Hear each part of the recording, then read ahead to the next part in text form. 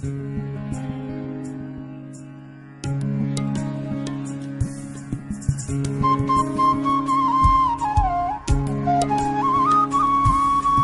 एक गहरा कुआं हूं इस जमीन पर, बेशुमार लड़के लड़कियों के लिए कि उनकी प्यास बुझाता रहूं।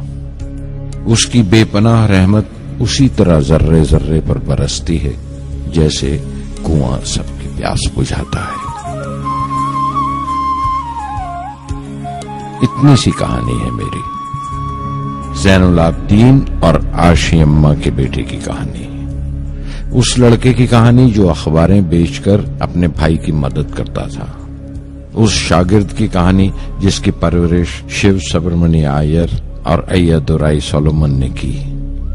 उस विद्यार्थी की कहानी जिसे पंडले मास्टर ने तालीम दी, MGK मेनन और प्रोफेसर साराभाई ने इंजीनियर की पहचान दी, जो नाकामियों और मुश्किलों में पलकर साइंसदान बना।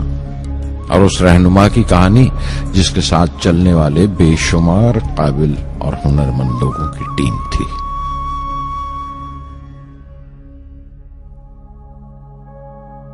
मेरी कहानी मेरे साथ खत्म हो जाएगी, क्योंकि दुनियावी मानों में मेरे पास कोई पूंजी नहीं है। मैंने कुछ हासिल नहीं किया, जमा नहीं किया, मेरे पास कुछ नहीं और कोई नहीं, न बेटा न बेटी न परिवार। मैं दूसरों के लिए मिसाल नहीं बनना चाहता, लेकिन शायद कुछ पढ़ने वालों को प्रेरणा मिले कि अंतिम सुख रूह और आत्मा की तस्कीन है। खुदा की रहमत उनकी विरासत है। मेरे परदादा अबुल, मेरे दादा फकीर और मेरे वालिद ज़ैनुल आबिदीन का खानदानी सिलसिला अब्दुल कलाम पर खत्म हो जाएगा, लेकिन खुदा की रहमत कभी खत्म नहीं होगी, क्योंकि वो अमर है, लाफानी है। पूर्णमदः पूर्णमिदं पूर्णात् पूर्णमुदच्यते पूर्णस्य पूर्णमादाय पूर्णमेवावशिष्यते। ॐ पूर्णमदः पूर्णमिदं पूर्णात् पूर्णमुदच्यते पूर्णस्य पूर्णमादाय पूर्णमेवावशिष्यते। पूर्णमदः पूर्णमिदं पूर्णात् पूर्णमुदच्यते पूर्णस्य पूर्णमादाय पूर्णमेवावशिष्यते। पूर्णमदः पूर्णमिदं पूर्णात् पूर्णमुदच्यते पूर्णस्य पूर्णमादाय पूर्णमेवावशिष्यते।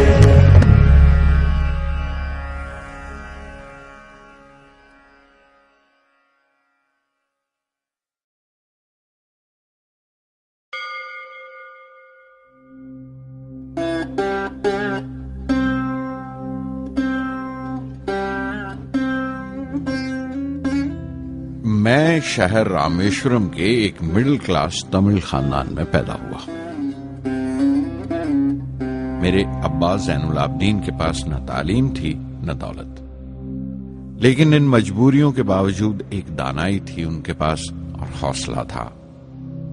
और मेरी मां जैसी मददगार थी आशी अम्मा। उनकी कई औलादों में एक मैं भी था, बुलंद कामत माँ बाप का एक छोटे से कद वाला मामूली शक्ल सूरत का लड़का। अपने पुश्तैनी मकान में रहते थे हम, जो कभी 19वीं सदी में बना था। काफी वसी और पक्का मकान था रामेश्वरम की मस्जिद स्ट्रीट में। मेरे अब्बा हर तरह के ऐशो आराम से दूर रहते थे, मगर जरूरियात की तमाम चीजें मुयस्सर थीं। सच तो यह है कि मेरा बचपन बड़ा महफूज था, मादी तौर पर भी और जज्बाती तौर पर भी, मटीरियली एंड इमोशनली।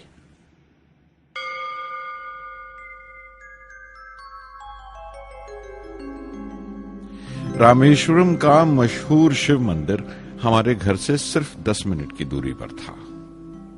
हमारे इलाके में ज्यादा आबादी मुसलमानों की थी, फिर भी काफी हिंदू घराने थे जो बड़े इत्तेफाक से पड़ोस में रहते थे। हमारे इलाके में एक बड़ी पुरानी मस्जिद थी, जहां मेरे अब्बा मुझे हर शाम नमाज पढ़ने के लिए ले जाया करते थे।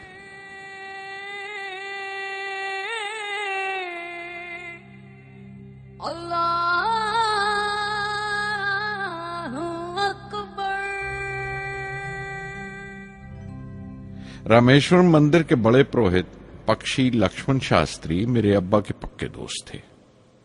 मेरी बचपन की यादों में आंकी हुई एक याद ये भी थी कि अपने अपने रवायती लिबास में बैठे हुए वो दोनों कैसे रूहानी मसलों पर देर देर तक बातें करते रहते थे। मेरे अब्बा मुश्किल से मुश्किल रूहानी मामलों को भी तमिल की आम जबान में बयान कर लिया करते थे। एक बार मुझसे कहा था, जब आफत आए तो आफत की वजह समझने की कोशिश करो, मुश्किलें हमेशा खुद को परखने का मौका देती हैं।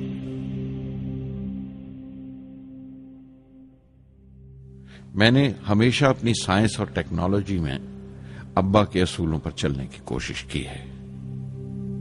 मैं इस बात पर यकीन रखता हूं कि हमसे ऊपर भी एक आला ताकत है, एक महान शक्ति है जो हमें मुसीबत, मायूसी और नाकामियों से निकालकर सच्चाई के मुकाम तक पहुंचाती है। मैं करीब 6 बरस का था जब अब्बा ने एक लकड़ी की कश्ती बनाने का फैसला किया, जिसमें वो यात्रियों को रामेश्वरम से धनुषकोडी का दौरा करा सकें, ले जाएं और वापस ले आएं। वो समंदर के साहिल पर लकड़ियां बिछाकर कश्ती का काम किया करते थे, एक और हमारे रिश्तेदार के साथ, अहमद जलालुद्दीन। बाद में उनका निकाह मेरी आपा जोहरा के साथ हुआ। अहमद जलालुद्दीन हालांकि मुझसे 15 साल बड़े थे, फिर भी हमारी दोस्ती आपस में जम गई थी। हम दोनों हर शाम लंबी सैर को निकल जाया करते थे। मस्जिद गली से निकलकर हमारा पहला पड़ाव शिव मंदिर हुआ करता था, जिसके गिर्द हम उतनी ही श्रद्धा से परिक्रमा करते थे जिस श्रद्धा से बाहर से आए हुए यात्री। जलालुद्दीन ज्यादा पढ़ लिख नहीं सके उनके घर के हालात की वजह से, लेकिन मैं जिस जमाने की बात कर रहा हूं, उन दिनों हमारे इलाके में सिर्फ वही एक शख्स था जो अंग्रेजी लिखना जानता था। जलालुद्दीन हमेशा तालीम याफ्ता पढ़े लिखे लोगों के बारे में बातें करते थे, साइंस की इजाद, मेडिसिन और उस वक्त के लिटरेचर का जिक्र किया करते थे। एक और शख्स जिसने बचपन में मुझे बहुत मुतासिर किया वो मेरा कजन था, मेरा चचेरा भाई शमसुद्दीन। उसके पास रामेश्वरम में अखबारों का ठेका था और सब काम अकेले ही किया करता था। हर सुबह अखबार रामेश्वरम रेलवे स्टेशन पर ट्रेन से पहुंचता था। सन 1939 में दूसरी आलमगीर जंग शुरू हुई, द सेकेंड वर्ल्ड वॉर। उस वक्त मैं 8 साल का था। हिंदुस्तान को इत्तेहादी फौजों के साथ शामिल होना पड़ा और एक इमरजेंसी के हालात पैदा हो गए थे। सबसे पहली दुर्घटना यह हुई कि रामेश्वरम स्टेशन पर आने वाली ट्रेन का रुकना कैंसिल कर दिया गया और अखबारों का गट्ठा अब रामेश्वरम और धनुषकोडी के बीच से गुजरने वाली सड़क पर चलती ट्रेन से फेंक दिया जाता। शमसुद्दीन को मजबूरन एक मददगार रखना पड़ा जो अखबारों के गट्ठे सड़क से जमा कर सके। वो मौका मुझे मिला और शमसुद्दीन मेरी पहली आमदनी की वजह बना। हर बच्चा जो पैदा होता है वो कुछ समाजी और आर्थिक हालात से जरूर असरअंदाज होता है और कुछ अपने जज्बाती माहौल से भी। उसी तरह उसकी तरबियत होती है। मुझे दयानतदारी और सेल्फ डिसिप्लिन अपने अब्बा से विरासत में मिला था और मां से अच्छाई पर यकीन करना और रहमदिली। लेकिन जलालुद्दीन और शमसुद्दीन की सोहबत से जो असर मुझ पर पड़ा, उससे सिर्फ मेरा बचपन ही महज अलग नहीं हुआ, बल्कि आइंदा जिंदगी पर भी उसका बहुत बड़ा असर पड़ा।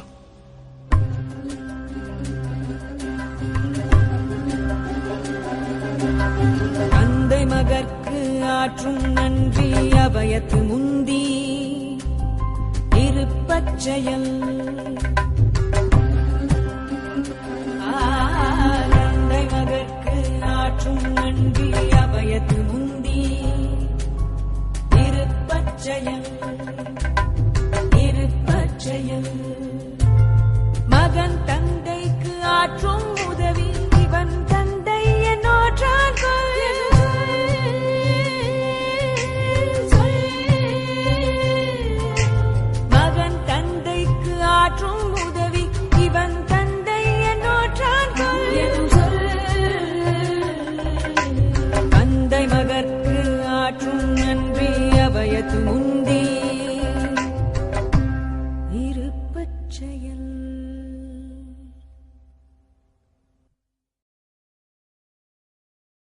फिर जंग खत्म हो गई और हिंदुस्तान की आजादी बिल्कुल यकीनी हो गई।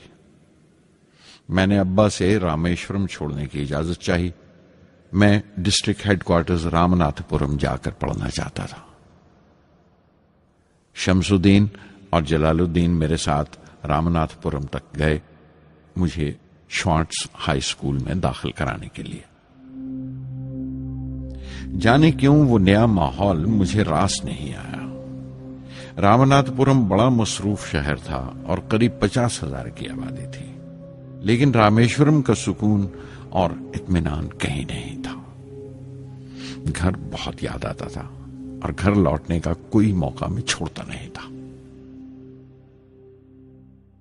श्वार्ट्ज हाई स्कूल में दाखिल होने के बाद एक 15 साल लड़के के तमाम शौक जो हो सकते थे मेरे अंदर जाग उठे। मेरे टीचर अय्यादुराई सोलोमन बेहतरीन रहबर थे, गाइड, उस नौजवान जहन के लिए जिसके सामने जिंदगी की बेशुमार मुमकिनात खुलने वाली थी।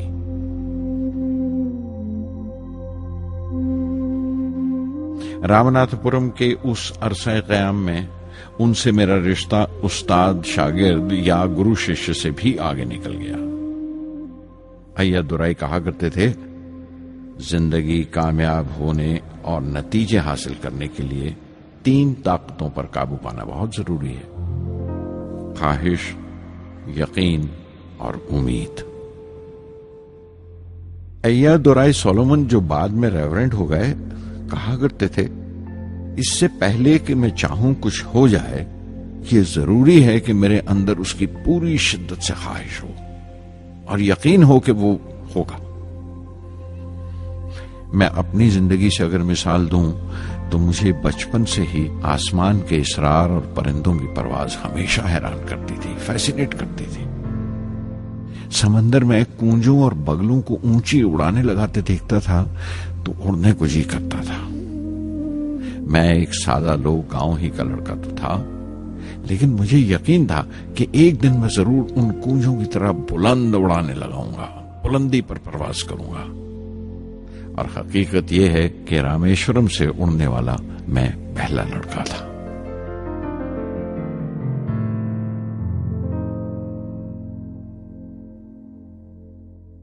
श्वार्ट्ज स्कूल में तालीम खत्म करते करते मेरे अंदर खुद एतमादी बस चुकी थी और मुझे यकीन था कि मैं जरूर कामयाबी हासिल करूंगा। मैं तालीम आगे जारी रखूंगा, उसमें कोई दूसरा ख्याल नहीं था। सन 1950 में मैं इंटरमीडिएट पढ़ने के लिए सेंट जोसेफ कॉलेज ट्रिची में दाखिल हो गया। जब बीएससी डिग्री के लिए मैंने सेंट जोसेफ कॉलेज में दाखिला लिया तो हायर एजुकेशन के माने सिर्फ इतने ही जानता था। ये नहीं जानता था कि हायर एजुकेशन के लिए कुछ और भी हो सकता है। न ये जानता था कि साइंस पढ़ के फ्यूचर के लिए और क्या मौके हासिल हो सकते हैं। बीएससी पास करने के बाद ही जान पाया कि फिजिक्स मेरा सब्जेक्ट नहीं था। अपने ख्वाब को पूरा करने के लिए मुझे इंजीनियरिंग में जाना चाहिए था।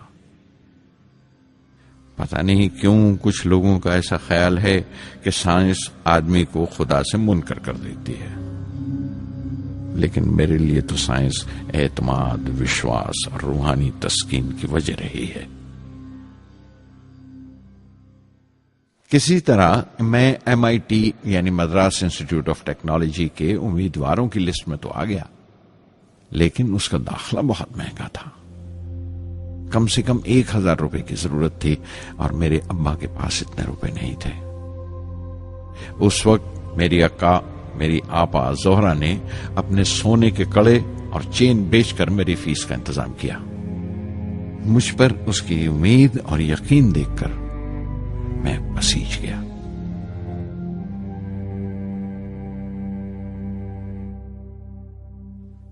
MIT में सबसे ज्यादा मजा आया। वहां 2 हवाई जहाज रखे देखकर जो उड़ान से बरी कर दिए गए थे, मुझे उनकी तरफ एक अजीब सा खिंचाव महसूस होता था। और जब सब लड़के हॉस्टल लौट जाते थे, मैं कई कई घंटे उनके पास बैठा रहता था। फर्स्ट ईयर मुकम्मल करने के बाद जब मुझे अपने ज्यादा खुसूसी मजमून चुनना थे, यानी अपनी स्पेशल ब्रांच का चुनाव करना था, तो मैंने फॉरेन एरोनॉटिकल इंजीनियरिंग का चुनाव कर लिया। MIT की तालीम के दौरान मुझे 3 टीचर्स ने बहुत मुतासिर किया। Professor Sponder, professor KAV Pandalai, professor Narasimha Rao. Professor Sponder technical aerodynamics सिखाते थे। एरोनॉटिकल इंजीनियरिंग में दाखिले से पहले मैंने उनसे सलाह ली थी। उन्होंने समझाया था कि मुझे मुस्तकबिल का फैसला करने से पहले मुस्तकबिल की मुमकिनात के बारे में नहीं सोचना चाहिए, बल्कि सोचना चाहिए एक अच्छी बुनियाद के लिए और अपने रुझान और इश्तियाक के बारे में कि उसमें कितनी शिद्दत है, मेरे एप्टीट्यूड्स और एस्पिरेशन में कितनी इंटेंसिटी है। मैं खुद भी होने वाले इंजीनियरिंग स्टूडेंट्स से कहना चाहता हूं कि जब वो अपना स्पेशलाइजेशन का चुनाव करें तो ये देखें कि उनमें कितना शौक है, कितना उत्साह है और लगन है उस शोबे में जाने के लिए। प्रोफेसर KAV पंडले ने मुझे एरोस्ट्रक्चर डिजाइन सिखाया और उसका तज्जिया भी, विश्लेषण, एनालिसिस भी। वो बड़े खुशदिल और दोस्त टीचर थे और हर साल कोई ना कोई नया तरीका, नया नजरिया लेकर आते थे कोर्स में। प्रोफेसर नरसिंह राव मैथमेटिशियन थे। वो एरोडायनेमिक्स की थ्योरी सिखाया करते थे। उनकी क्लास में दाखिल होकर मुझे मैथमेटिकल फिजिक्स बाकी तमाम सब्जेक्ट्स से ज्यादा अच्छा लगने लगा। साध संगी हरि हरि नाम चित्तारा चित्तारा, साध संगी हरि हरि नाम चित्तारा, सहज अनंतु होवे दिनु राति, अंकुर भलो हमारा, साध संगी साध संगी।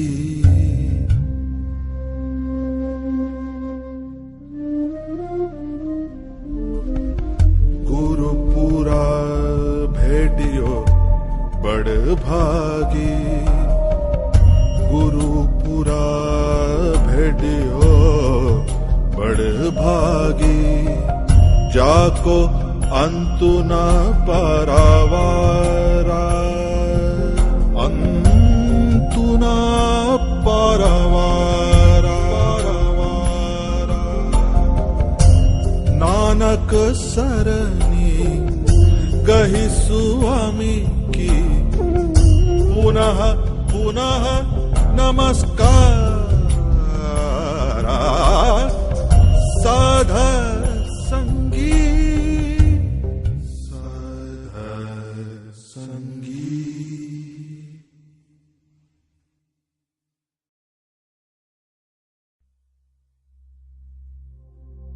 MIT से मैं बेंगलोर के हिंदुस्तान एरोनॉटिक्स लिमिटेड HAL में बतौर ट्रेनी दाखिल हो गया। HAL से जब मैं एरोनॉटिकल इंजीनियरिंग ग्रेजुएट बनकर निकला तो जिंदगी ने 2 मौके मेरे सामने खड़े कर दिए और दोनों मेरी परवाज के देरीना ख्वाब पूरे कर सकते थे। एक मौका था एयरफोर्स का, दूसरा मिनिस्ट्री ऑफ डिफेंस में directorate of technical development and production का। मैंने दोनों में अर्जी भेज दी और बैक वक्त दोनों से इंटरव्यू का बुलावा आ गया। एयरफोर्स के लिए मुझे देहरादून बुलाया गया था और डिफेंस के लिए दिल्ली। मेरे दोनों मुकाम 2000 किलोमीटर के फासले पर थे। ये पहला मौका था मेरा अपने वसी और विराट वतन को देखने का। खिड़की पर बैठा मैं इस देश की सरजमीन को पांव तले से बहता हुआ देख रहा था। हैरान था कि उत्तर की तरफ सफर करते हुए एक ही मुल्क का लैंडस्केप कैसे बदलता चला जाता है। मैं 1 हफ्ता दिल्ली में ठहरा, डिफेंस मिनिस्ट्री का इंटरव्यू दिया। इंटरव्यू अच्छा हुआ था। वहां से मैं देहरादून गया एयरफोर्स सिलेक्शन बोर्ड के इंटरव्यू के लिए। 25 उम्मीदवारों में मैं 9वें नंबर पर आया।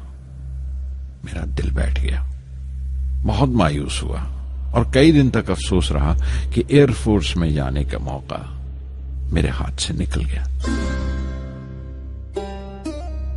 मैं ऋषिकेश चला गया, दिल पर यह बोझ लेकर कि आने वाले दिन बड़े सख्त होंगे।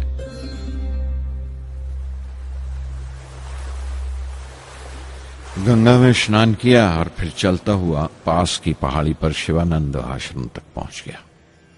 स्वामी शिवानंद से भेंट हुए। देखने में बिल्कुल गौतम बुद्ध लगते थे, सफेद दूधिया धोती और पांव में लकड़ी की खड़ाऊ।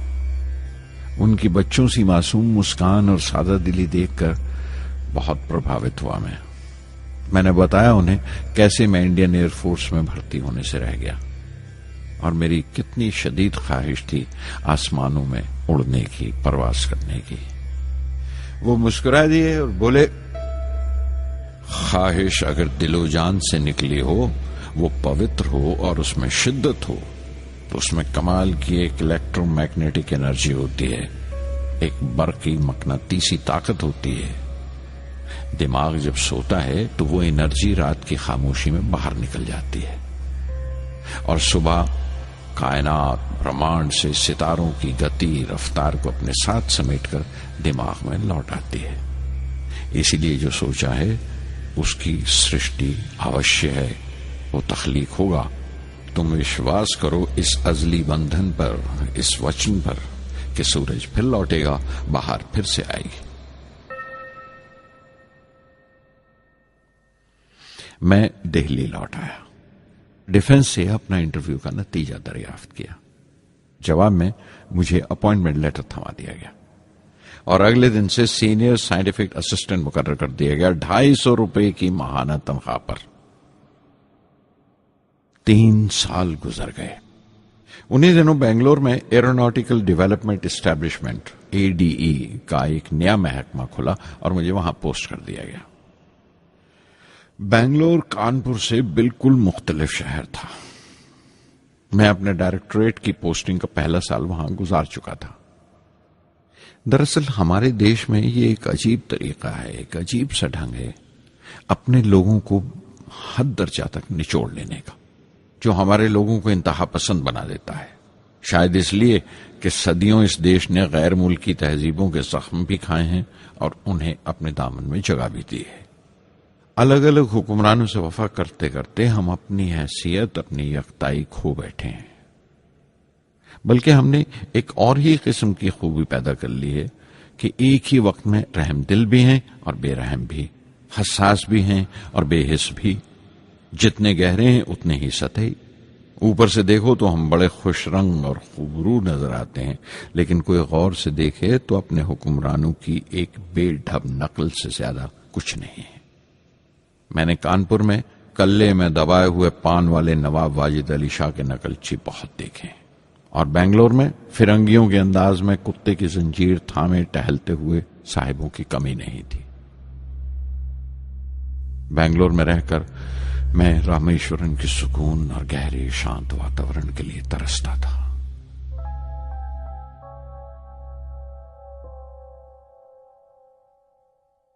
पहले साल तो ADE में कोई ज्यादा काम नहीं था।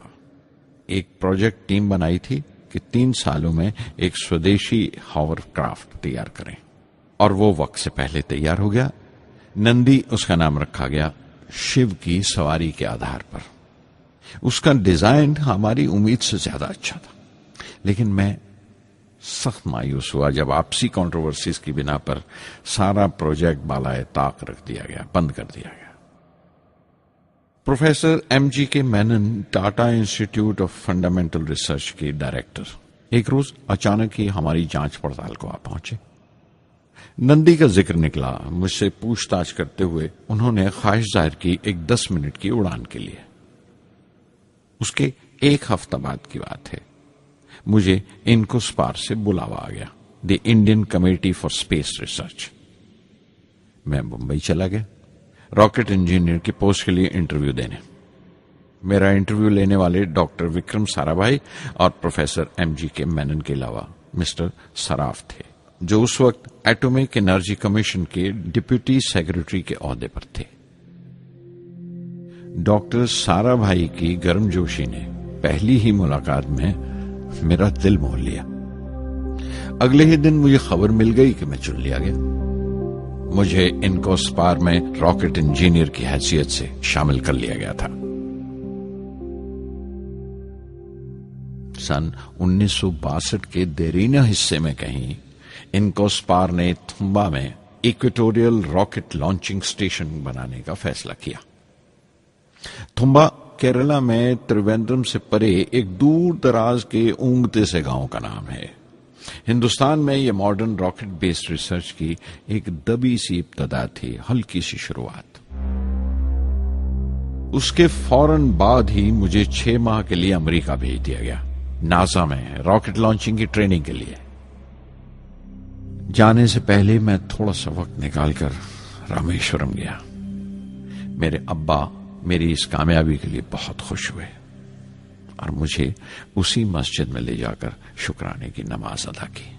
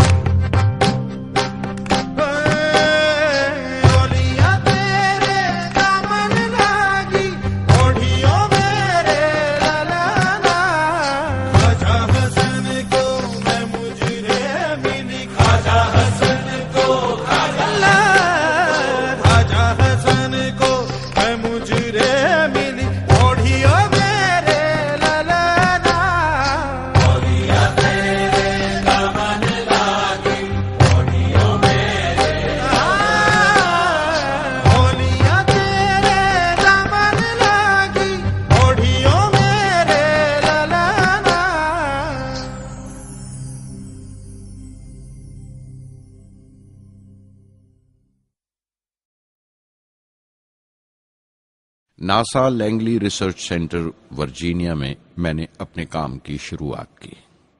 बाद में Goddard space flight centre Maryland चला गया। मैं अपना इंप्रेशंस अमेरिकन्स के बारे में बेंजामिन फ्रैंकलिन के इस जुमले से बयान कर सकता हूं, जिन बातों से तकलीफ होती है उनसे तालीम भी मिलती है। हिंदुस्तानी तंजीमों में, यहां की ऑर्गेनाइजेशंस में एक बड़ी मुश्किल है। जो ऊपर हैं वो बड़े मगरूर हैं, अपने से छोटों की, जूनियर्स और सबऑर्डिनेट्स की राय लेना अपनी हतक समझते हैं। कोई शख्स भी अपनी खूबी दिखा नहीं सकता अगर आप उसे मलामत ही करते रहें।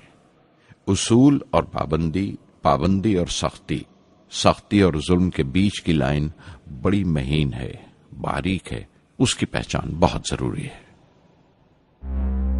मैं जैसे ही नासा से लौटा, फौरन बाद हिंदुस्तान का पहला रॉकेट लॉन्च वाक़या हुआ 21 नवंबर सन 1963। वो साउंडिंग रॉकेट था, नाम नाइकी अपैची। नाइकी अपैची की कामयाबी के बाद प्रोफेसर साराभाई ने अपनी आरजू, अपने एक ख्वाब का इजहार किया, एक Indian satellite launch vehicle ISLV का सपना। हिंदुस्तानी रॉकेट का ख्वाब 20वीं सदी में एक तरह से 18वीं सदी का ख्वाब भी कहला सकता है, जो टीपू सुल्तान ने देखा था। टीपू सुल्तान की फौज में 27 ब्रिगेड थे जो खुशून कहलाते थे, और हर एक ब्रिगेड में एक दस्ता था रॉकेटमैन का जो साथ रहा करता था और जुर्क्स कहलाता था। जब टीपू सुल्तान मारा गया तो अंग्रेजों ने 700 रॉकेट्स और 900 रॉकेट के सब सिस्टम्स बरामद किए 1799 में तिरुकन्नाहल्ली की जंग के बाद। वो रॉकेट्स विलियम कॉन्गरीव ने इंग्लैंड भिजवा दिए जांच पड़ताल के लिए, उसकी तकनीक समझने के लिए, जिसे आज की साइंसी जबान में हम रिवर्स इंजीनियरिंग कहते हैं। टीपू सुल्तान की मौत के साथ उस ख्वाब की भी मौत हो गई, कम से कम 150 साल के लिए। पंडित जवाहरलाल नेहरू की बदौलत वो रॉकेटरी का ख्वाब एक बार फिर हिंदुस्तान में जिंदा हुआ। प्रोफेसर साराभाई ने उस ख्वाब को हकीकत बनाने की जिम्मेदारी अपने सर ले ली। बहुत से तंग नजर लोगों को एतराज था इस बात पर कि इस मुल्क में जहां लोगों को 2 वक्त की रोटी नसीब नहीं होती, वहां इन स्पेस उड़ानों को, इन खलाई तहरीकों को क्यों तरजीह दी जा रही है। लेकिन प्रधानमंत्री पंडित नेहरू और प्रोफेसर साराभाई के नजरिए में किसी किस्म का मुबालगा नहीं था। उनके नजरिए बिल्कुल साफ थे कि अगर दुनिया के मुल्कों में और दुनिया के मसलों में कोई हिस्सा लेना है, शिरकत करनी है, हिंदुस्तान को कोई हैसियत हासिल करनी है, तो साइंस और टेक्नोलॉजी की तरक्की और खुद मुख्तारी, सेल्फ रिलायंस अशद जरूरी है। और उनका मकसद ताकत का मुजाहिरा हरगिज नहीं था। सहज पके सो मीठा होए। थुम्बा में 2 रॉकेट सहज पके मगर कामयाब हुए, एक रोहिणी, दूसरा मेनका। अगला साल लगा ही था जब प्रोफेसर साराभाई ने मुझे दिल्ली बुला भेजा। एक मीटिंग थी और मीटिंग में ग्रुप कैप्टन वीएस नारायणन से मेरा तारुफ कराया गया, जो एयर हेडक्वार्टर्स से थे। प्रोफेसर साराभाई ने रेटो तैयार करने का इरादा जाहिर किया, rocket assisted take off system, एक मिलिट्री एयरक्राफ्ट जो रॉकेट की मदद से उड़ाया जा सके बड़ी छोटी सी जगह में। शाम तक यह खबर भी आम हो गई कि हिंदुस्तान एक खुद साख्ता मिलिट्री एयरक्राफ्ट तैयार कर रहा है और मैं उस प्रोजेक्ट का मुख्तार हूं, जिम्मेदार हूं। मैं कई तरह के जज्बात से भर गया, खुश भी था, शुक्रगुजार भी, खुशकिस्मत भी, और एक एहसास हुआ तकमील का, फुलफिलमेंट का। 19वीं सदी के एक शायर की ये सतरें बहुत याद आई। हर दिन के लिए तैयार रहो, हर दिन को एक तरह ही मिलो। जब ओखली हो बर्दाश्त करो, जब दस्ता हो तो वार करो। रेटो पे काम करते हुए 2 अहम वाकयात हुए।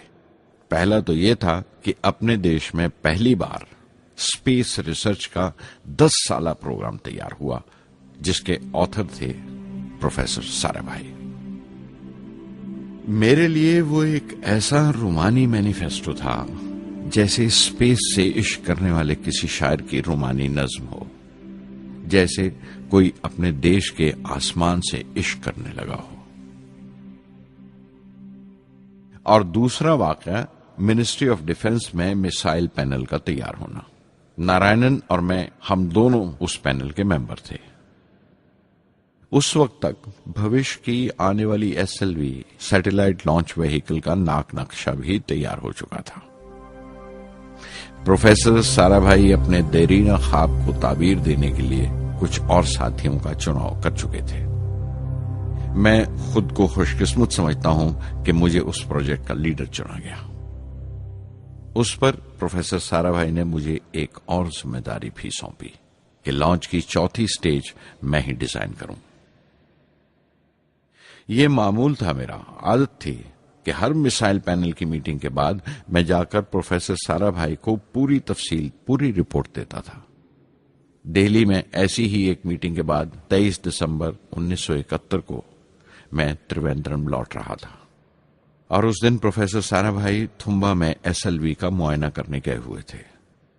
दिल्ली एयरपोर्ट के लाउंज से मैंने उन्हें फोन किया, पैनल मीटिंग की तफसील बताई। प्रोफेसर साराभाई ने मुझे कहा कि मैं त्रिवेंद्रम एयरपोर्ट पर उनका इंतजार करूं। मैं जब त्रिवेंद्रम पहुंचा तो फिजा में एक मातम बिछा हुआ था। मुझे खबर दी गई कि प्रोफेसर साराभाई नहीं रहे। चंद घंटे पहले दिल का दौरा पड़ने से उनका इंतकाल हो गया। मैं थर्रा के रह गया। चंद घंटे पहले ही तो मैंने उनसे बात की थी। मेरे लिए वो बहुत बड़ा सदमा था। प्रोफेसर साराभाई मेरी नजर में इंडियन साइंस के राष्ट्रपिता हैं, जैसे राष्ट्र के पिता महात्मा गांधी हैं। उन्होंने अपनी टीम से रहनुमा पैदा किए और खुद अपने अमल से उनके लिए मिसाल साबित हुए।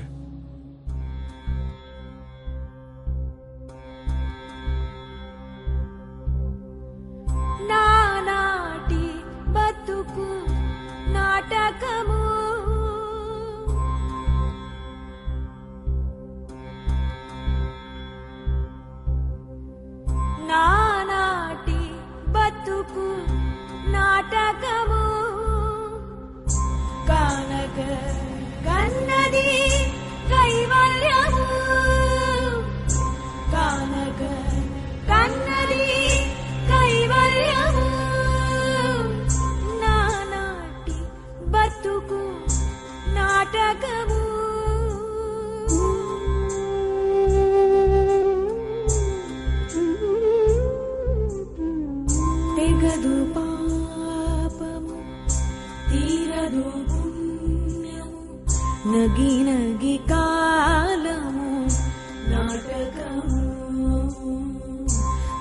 తీరదు పాపము తీరదు పుణ్యము నగి నగి కాలము నాటకము యగువన శ్రీ వెంకటేశ్వరుడేరికే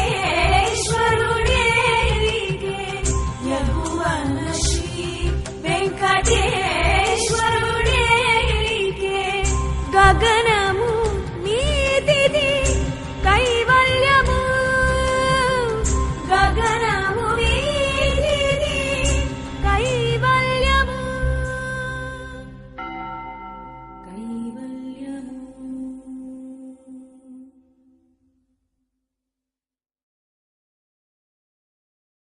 कुछ अरसा प्रोफेसर एमजी के मेनन ने स्पेस रिसर्च का काम संभाला. बिलाखिर प्रोफेसर सतीश धवन को Indian space research organisation ISRO की जिम्मेदारी सौंप दी गई. तुम्बा का पूरा कॉम्प्लेक्स एक बड़े पैमाने पर स्पेस सेंटर बना दिया गया और Vikram Sarabhai space centre VSSC का नाम दिया गया. जिसने वो सेंटर कायम किया था उसी के नाम से उस जगह की श्रद्धांजलि पेश की गई. मशहूर मेटलर्जिस्ट डॉक्टर ब्रह्म प्रकाश VSSC के पहले डायरेक्टर मुकर्रर हुए. कोई भी शख्स अपनी जिम्मेवारी में तभी कामयाब हो सकता है अगर वो बारसूख हो, मोतबर हो और अपने फैसलों के लिए उसे सही हद तक आजादी हो. शायद निजी जिंदगी में भी तसल्ली का यही एक रास्ता है. आजादी और जिम्मेवारी एक साथ हो तभी वो तस्कीन और खुशी का बायस हो सकती है. और जाती आजादी हासिल करने के लिए मैं 2 रास्ते तजवीज कर सकता था जो मैंने इख्तियार किए. पहला तो यह कि अपनी तालीम और तरबियत को बढ़ावा दो. इल्म, नॉलेज बड़ा कारआमद हथियार है, बहुत काम आता है. इल्म जितना ज्यादा होगा उतनी ज्यादा आजादी के हकदार होगे. इल्म वो पूंजी है जो कोई छीन नहीं सकता. टीम की रहनुमाई तभी मुमकिन है अगर आपकी जानकारी मुकम्मल हो, अप टू डेट हो.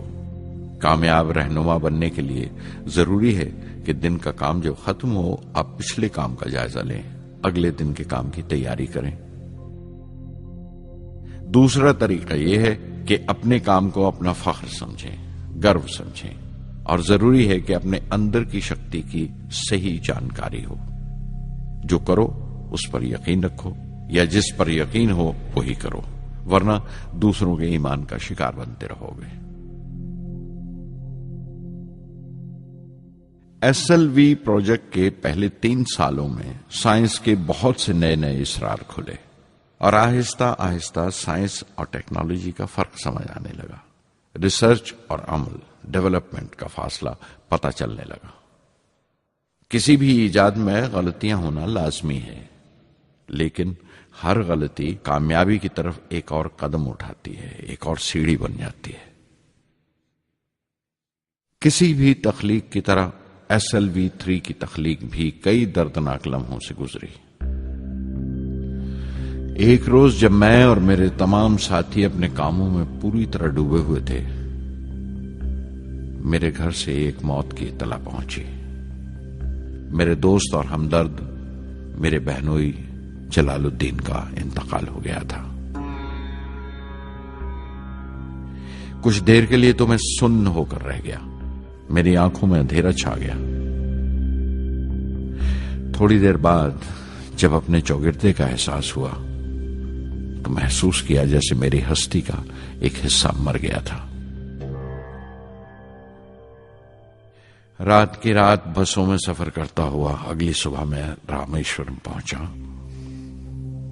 जोहरा को क्या तसल्ली देता और क्या सब्र देता अपनी भांजी महबूबा को जो रो रो कर हलकान हो रही थी. मेरी आंखों के सोते पहले ही सूख चुके थे. थुम्बा लौटकर बहुत दिनों तक सारा कामकाज, सारी मसरूफियत बेमानी लगने लगी. बहुत दिनों तक बहुत मलाल लगा, सब बेमानी लगता था. प्रोफेसर धवन देर देर तक हौसला देते थे. कहते SLV पर जैसे जैसे काम आगे बढ़ेगा मुझे सब्र महसूस होगा और ये मायूसी कम होते होते गुजर जाएगी. 1976 में मेरे अब्बा ज़ैनुल आबदीन 102 साल की उम्र में वहीं रामेश्वरम में इंतकाल फरमा गए। 15 पोते पोतियां छोड़कर गए थे पीछे और एक पड़पोता। दुनियावी तौर पर वो सिर्फ एक और बुजुर्ग की मौत थी। कोई बड़ा मातम नहीं हुआ, झंडा नहीं उतारा गया, न अखबारों ने स्याह हाशिए दिए, न सियासतदान थे वो, न विद्वान कोई, न कोई बड़े सरमायादार। एक सीधे सादे इंसान थे, फरिश्ता सिफत। और हर उस बात की वजह थे जो दानाई और पारसाई की राह दिखाती है।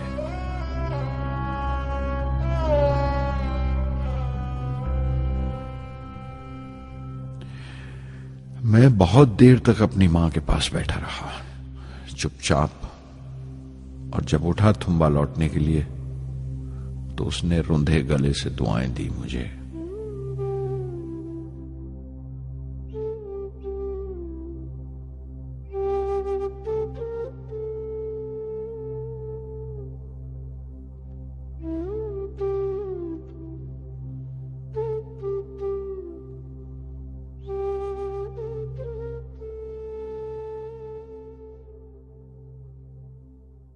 SLV-3 अपोजी रॉकेट जो फ्रांस से उड़ाई जाने वाली थी, अचानक कुछ मुश्किलों का शिकार हो गई।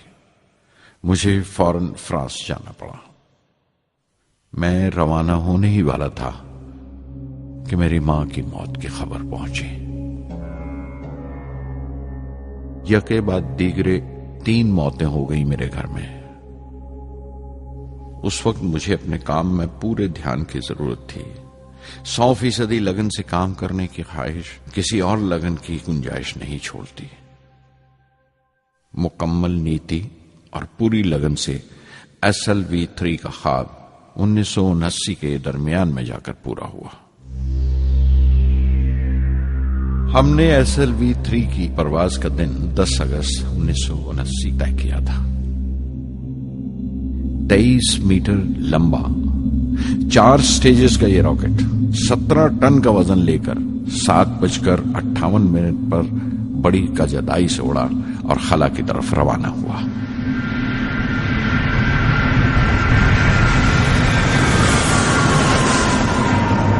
पहली स्टेज हर तरह से पुख्ता निकली और बड़े आराम से रॉकेट दूसरी स्टेज में दाखिल हो गया। हम सब दम खुद रह गए, सांस रोके बैठे थे।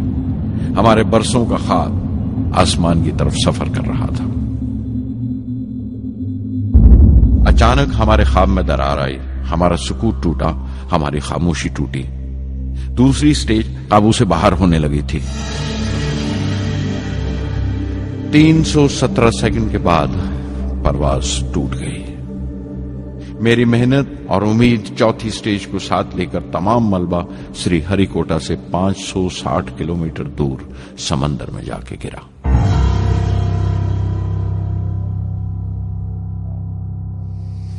इस हादसे से हम सबको सख्त सदमा पहुंचा। मैं गम और गुस्से से भर गया, नुचड़ गया, बिल्कुल जिस्मानी तौर पर भी और जहनी तौर पर भी। मैं सीधा अपने कमरे में गया और बिस्तर में धंस गया। मैंने अपने कंधे पर एक दिलासे का हाथ महसूस किया तो आंख खोली। दोपहर ढल चुकी थी, शाम करीब थी। डॉक्टर ब्रह्म प्रकाश मेरे सराहने बैठे थे। उनकी इस हमदर्दी ने छू लिया मुझे। मैं उदास था, मायूस था, लेकिन अकेला नहीं।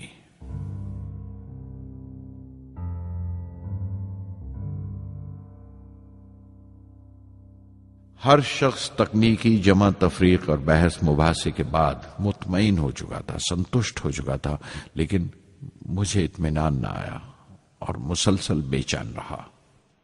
मैं बेसाख्ता खड़ा हो गया और एतराफ किया प्रोफेसर धवन के सामने, सर, मेरे साथियों को नाकामयाबी की वजह दरियाफ्त हो जाने से इत्मीनान हो गया, लेकिन मैं उसे काफी नहीं समझता। इस मिशन के डायरेक्टर की हैसियत से इस गलती को भी मैं अपनी जिम्मेवारी समझता हूं। SLV-3 की नाकामयाबी की जिम्मेवारी मेरी है।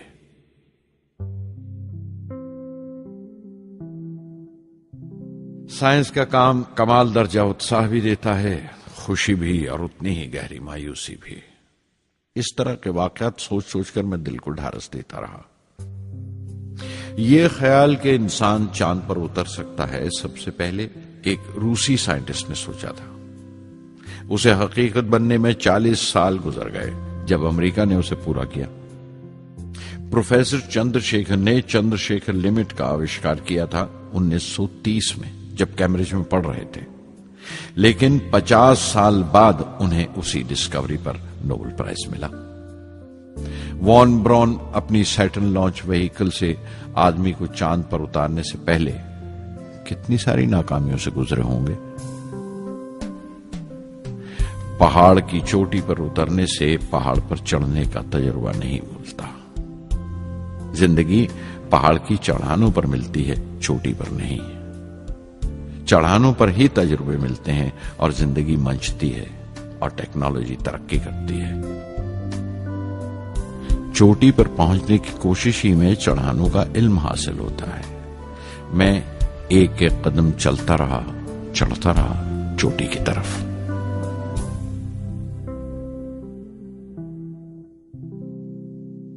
SLV-3 की उड़ान से 30 घंटा पहले 17 जुलाई 1980 के दिन अखबारों की सुर्खियां तरह तरह की राय और अंदाजों से भरी हुई थी। ज्यादातर रिपोर्टर्स ने पहली SLV की उड़ान याद दिलाई थी कि किस तरह वो रॉकेट फेल हो गया था और उसका मलबा समंदर में जाकर गिरा था। कुछ लोगों ने तो देश की दूसरी खामियों का जिक्र करते हुए भी उसे SLV-3 से जोड़ दिया था। मैं जानता था कि अगले दिन का नतीजा हमारे फ्यूचर के स्पेस प्रोग्राम का फैसला करने वाला है। मुख्तसर ये कि सारी कौम की नजरें हम पर गड़ी हुई थीं। 18 जुलाई 1980 सुबह 8:03 पर हिंदुस्तान का पहला सैटेलाइट लॉन्च व्हीकल उड़ा।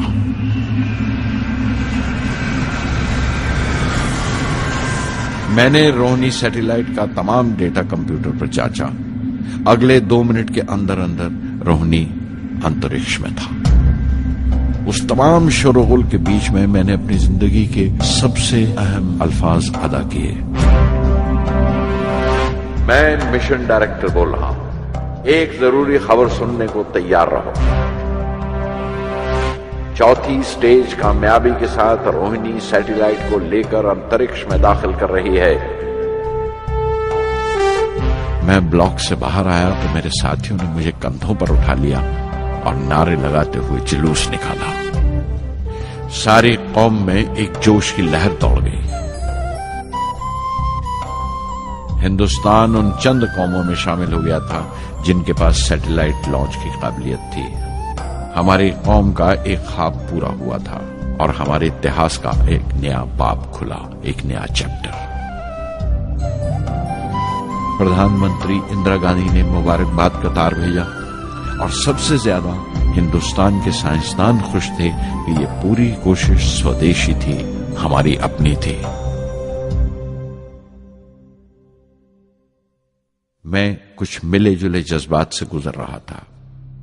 मैं खुश था कि पिछली 2 दहाइयों से जिस कोशिश में था बिलाखिर उसमें कामयाब हुआ। लेकिन उदास था जिन लोगों की बदौलत मैं यहां पहुंचा था वो लोग मेरे साथ नहीं थे।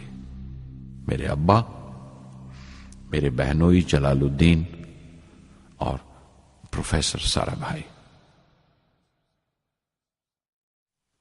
SLV-3 की कामयाबी के महीने भर के अंदर ही प्रोफेसर धवन का फोन आया एक दिन और दिल्ली बुलाया प्रधानमंत्री से मिलने के लिए। मेरी एक छोटी सी उलझन थी कपड़ों को लेकर। हमेशा से बड़े आमियाना से कपड़े पहनता हूं और पांव में चप्पल या स्लीपर कह लो। प्रधानमंत्री को मिलने जैसा वो लिबास नहीं था, मेरे लिए नहीं, उनके एहतराम के लिए। सुना तो प्रोफेसर धवन बोले, कपड़ों की फिक्र मत करो, तुमने जो शानदार कामयाबी पहन रखी है वो काफी है। रिपब्लिक डे 1981 मेरे लिए एक बड़ी खुशखबरी लेकर आया कि मुझे पद्म भूषण से नवाजा गया है। मैंने अपने कमरे को बिस्मिल्लाह खां की शहनाई से भर लिया। शहनाई की गूंज मुझे कहीं और ही ले गई। मैं रामेश्वरम पहुंच गया, मां के गले लगा। अब्बा ने मेरे बालों को उंगलियों से सहलाया और मेरा दोस्त, मेरा रफीक जलालुद्दीन मस्जिद गली में जमा हुए लोगों में मेरे इनाम का ऐलान कर रहा था। मेरी बहन जोहरा ने मीठा बनाया घर में। पक्षी लक्ष्मण शास्त्री ने मेरे माथे पर तिलक लगाया। फादर सोलोमन ने मेरे हाथ में सलीब देकर दुआ पढ़ी और प्रोफेसर सारा भाई को देखा। उनके चेहरे पर मुस्कुराहट थी, फख्र था। जो पौधा वो लगाकर गए थे अब पूरा पेड़ बन चुका था, जिसके फल हिंदुस्तान की आवाम तक पहुंच रहे थे।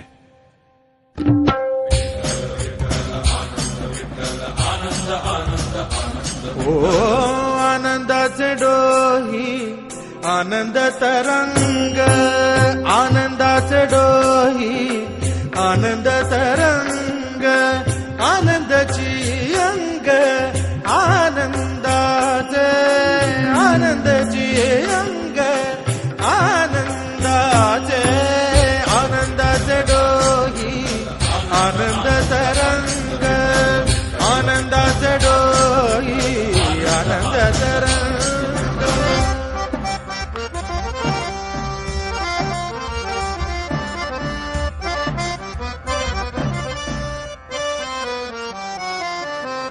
गर्भाचे आवडी मातेचा डोहळा, तेथीचा जिव्हाळा येथे प्रेंबे। गर्भाचे आवडी मातेचा डोहळा, तेथीचा जिव्हाळा तेथे प्रेंबे। तुका म्हणे तैसा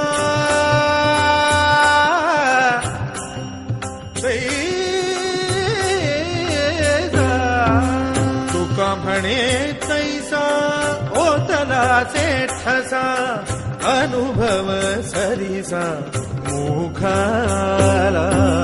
आनंदाचे डोही आनंद तरंग, आनंदाची अंग, आनंदाचे आनंदाचे डोही आनंद तरंग।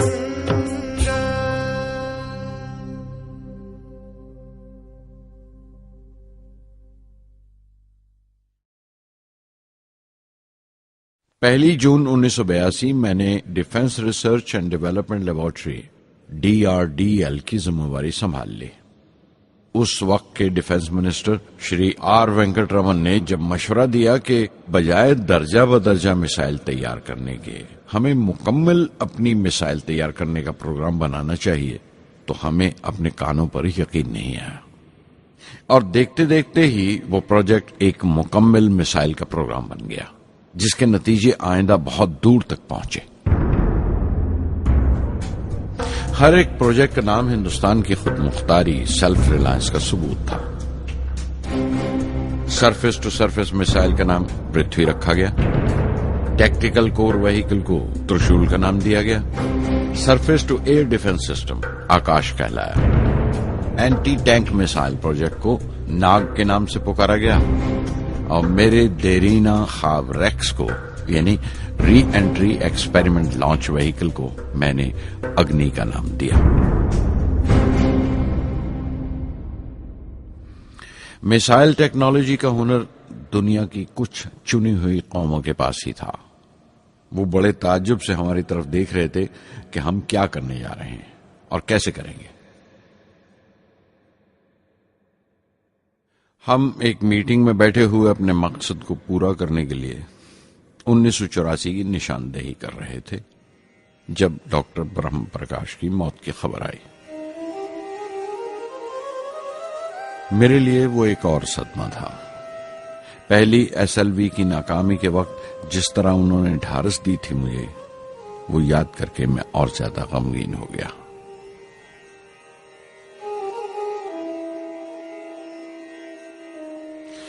प्रोफेसर सारा भाई अगर VSSC के निर्माता थे, बनाने वाले थे, तो डॉक्टर ब्रह्म प्रकाश उसके आमिल थे, एग्जीक्यूटर थे। उनकी विनम्रता ने मुझे बड़ी हद तक नरम कर दिया। और मैंने अपनी तुंद मिजाजी पर काफी काबू कर लिया। उनकी हलीमी सिर्फ अपनी खूबियों तक ही महदूद नहीं थी, बल्कि अपने से छोटों को इज्जत देना भी उनकी आदत में शामिल था। उनके बर्ताव और सुलूक में ये बात नजर आ जाती थी कि कोई शख्स भी खामियों से खाली नहीं है। यहां तक कि अफसर भी, लीडर भी, रहनुमा भी। वो बहुत बड़े दानिश्वर थे। एक कमजोर से शरीर के अंदर उनमें बच्चों की सी मासूमियत थी। मुझे वो हमेशा साइंसदानों में संत नजर आते थे।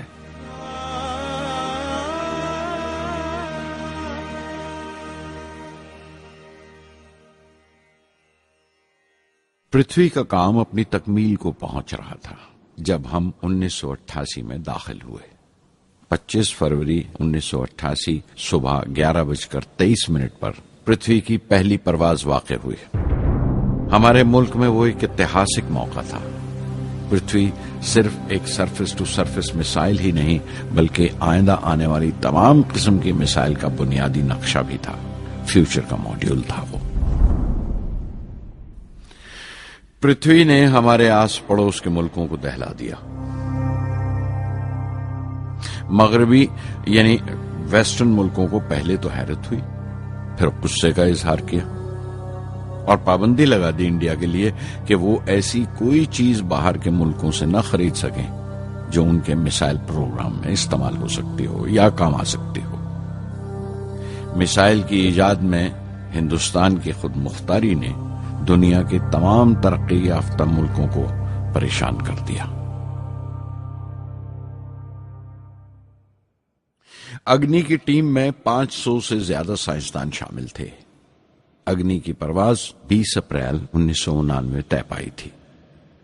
लॉन्च की तमाम तैयारियां मुकम्मल हो चुकी थीं और हिफाजत के लिए यह फैसला किया गया था कि लॉन्च के वक्त आसपास के तमाम गांव खाली करा दिए जाएं।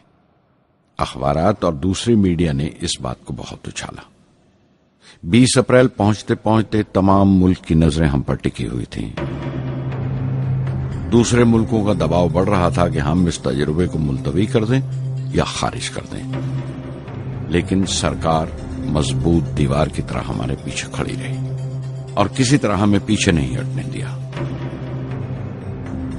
परवाज से सिर्फ 14 सेकंड्स पहले हमें कंप्यूटर ने रुकने का इशारा किया। किसी एक पुर्जे में कोई खामी थी, वो फौरन ठीक कर दी गई, लेकिन उसी वक्त डाउन रेंज स्टेशन ने रुकने का हुक्म दिया। चंद सेकंड्स में कई रुकावटें सामने आ गईं और परवाज मुलतवी कर दी गई। अखबारात ने आस्तीनें चढ़ा ली। हर बयान ने अपनी अपनी तरह की वजूहात निकाल ली। कार्टूनिस्ट सुधीर दार ने एक कार्टून शाया किया जिसमें एक खरीदार कुछ सामान दुकानदार को वापस करते हुए कह रहा था, अग्नि की तरह वो भी नहीं चली। एक कार्टून में दिखाया गया कि साइंसदान कह रहा है, सब ठीक था, स्विच बटन नहीं चला। हिंदुस्तान टाइम्स के कार्टून में एक नेता रिपोर्टर को समझा रहा है, डरने की कोई बात नहीं, ये बड़ी अमन पसंद अहिंसावाद की मिसाइल है, इससे कोई मरेगा नहीं। करीब 10 रोज दिन रात काम चला मिसाइल की दुरुस्ती पर और आखिरकार साइंसदानों ने एक नई तारीख तय की अग्नि की परवाज के लिए।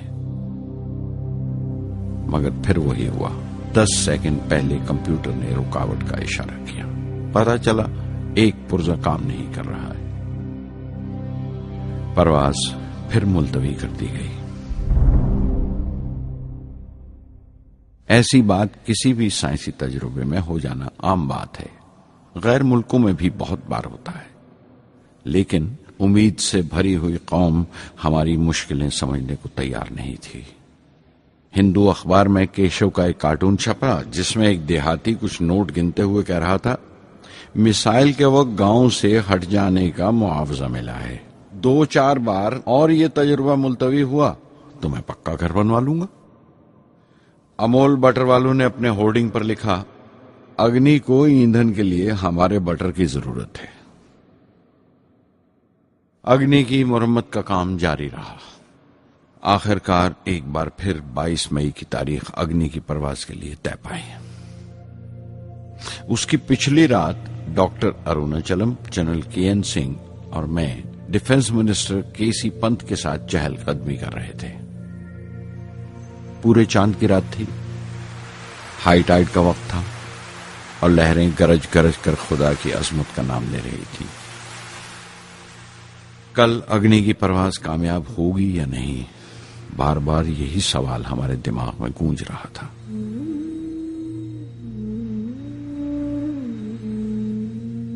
डिफेंस मिनिस्टर ने एक लंबी खामोशी को तोड़ते हुए पूछा, कलाम, कल अग्नि की कामयाबी मनाने के लिए क्या चाहते हो तुम? मैं क्या चाहता था? क्या था जो नहीं था मेरे पास? अपनी खुशी के इजहार के लिए मुझे क्या करना चाहिए?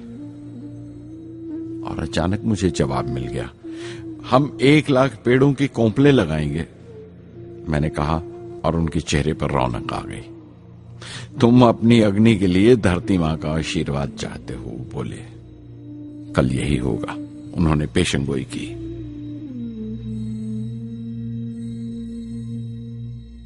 अगले दिन सुबह 7:10 पर अग्नि लॉन्च हुई। कदम कदम सही निकला। मिसाइल ने जैसे टेक्स्ट बुक याद कर लिया हो, जैसे सबक याद कर लिया था। हर सवाल का सही जवाब मिल रहा था। लगता था एक लंबे खौफनाक ख्वाब के बाद एक खूबसूरत सुबह ने आंख खोली है। 5 साल की मुशक्कत के बाद हम इस लॉन्च पैड पर पहुंचे थे।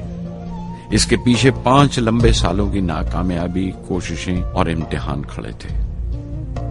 इस कोशिश को रोक देने के लिए हिंदुस्तान ने हर तरह के दबाव बर्दाश्त किए थे, लेकिन हमने कर दिखाया जो करना था। मेरी जिंदगी का सबसे कीमती लम्हा था वो मुट्ठी भर सेकंड्स, 600 सेकंड की वो परवाज जिसने हमारी बरसों की थकान दूर कर दी, बरसों की मेहनत को कामयाबी का तिलक लगाया। उस रात मैंने अपनी डायरी में लिखा, अग्नि को इस नजर से मत देखो। ये सिर्फ ऊपर उठने का साधन नहीं है, न शक्ति की नुमाइश है।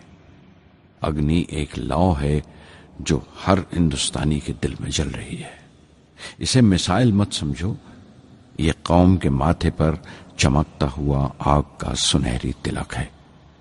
स्वधर्मम् अपि चावेक्ष्य न विकम्पितुम् अर्हसि, धर्म्याद् युद्धश्रेयोऽन्यक्षत्रियस्य न विद्यते।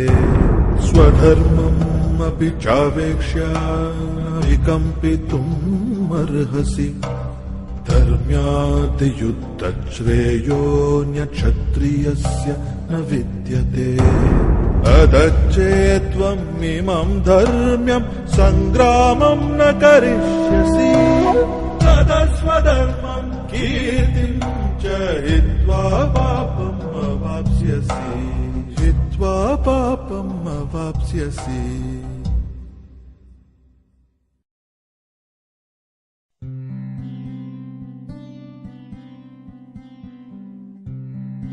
,1990 के रिपब्लिक डे पर देश ने मिसाइल प्रोग्राम की कामयाबी का जश्न मनाया।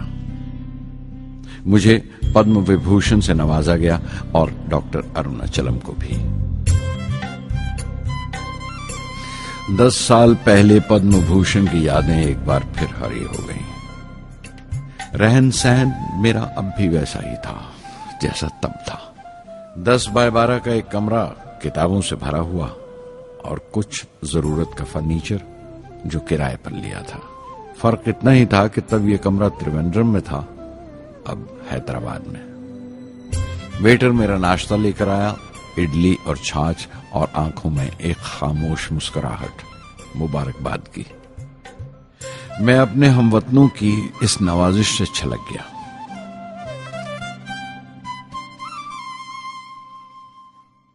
मैं जानता हूं कि बहुत से साइंसदान और इंजीनियर मौका मिलते ही वतन छोड़ जाते हैं, दूसरे मुल्कों में चले जाते हैं ज्यादा रुपया कमाने के लिए, ज्यादा आमदनी के लिए। लेकिन ये आदर, मोहब्बत और इज्जत क्या कमा सकते हैं जो उन्हें अपने वतन से मिलती है? 15 अक्टूबर 1991 में 60 साल का हो गया। मुझे अपने रिटायरमेंट का इंतजार था। चाहता था कि गरीब बच्चों के लिए एक स्कूल खोलूं।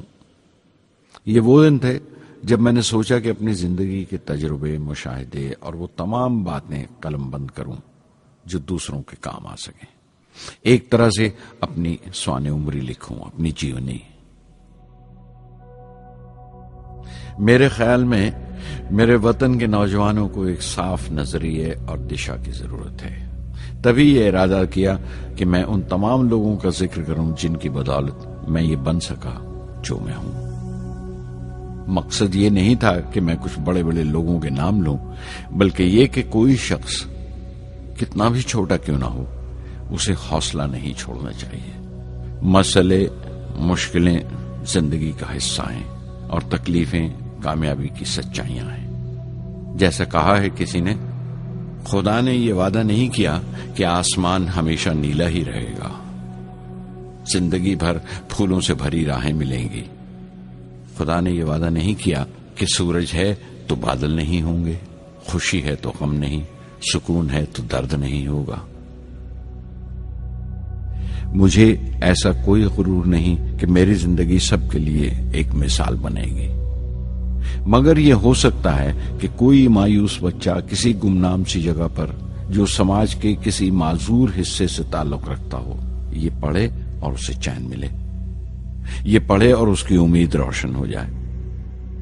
हो सकता है ये कुछ बच्चों को नाउमीदी से बाहर ले आए और जिसे वो मजबूरी समझते हैं वो मजबूरी ना लगे। उन्हें यकीन रहे कि वो जहां भी हैं खुदा उनके साथ है।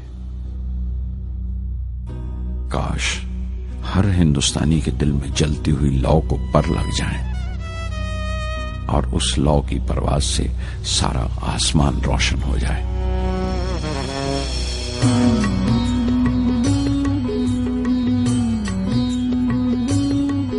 ये ज़मीं मेरी, मेरा आसमां, बड़ा खूबसूरत है जहां।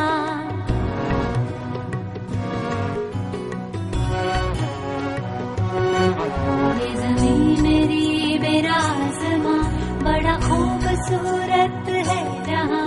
मेरी जिंदगी परवाज़ है, वो फिजा मेरी, मैं उड़ूं जहां। मेरी जिंदगी परवाज़ है, वो फिजा मेरी, मैं उड़ूं जहां। ये ज़मीं मेरी, मेरा आसमां, बड़ा खूबसूरत है जहां। कभी धूप लेप के आसमां हमने सुनहरी कर लिया।